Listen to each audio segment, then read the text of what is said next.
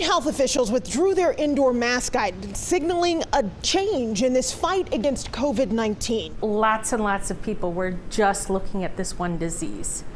And because of that, care for those COVID patients advanced a lot faster than, say, other diseases.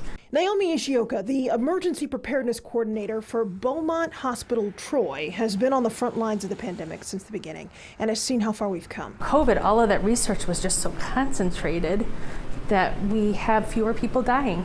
If you look, vaccines save lives, medications save lives, appropriate early care saves lives. These things we know about other diseases, and we learned a lot faster about COVID. COVID numbers have continued to decline, but the state has still felt the pain of the pandemic. More than 2 million reported cases in Michigan and more than 32,000 deaths.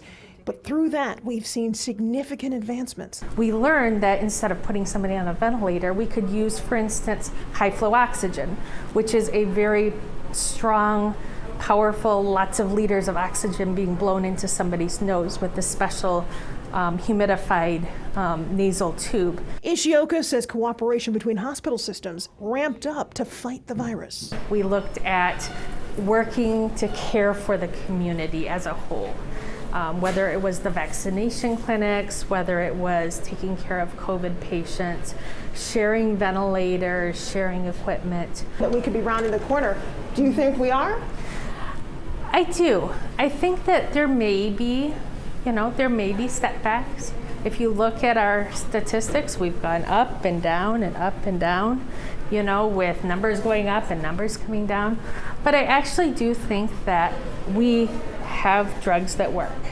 We have a vaccine so people who want to protect themselves can protect themselves. And here's some more good news. State health officials believe we might start to see more predictable surges.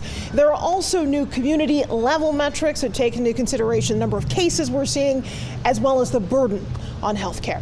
In Troy, I'm Hillary Golston, Fox 2 News.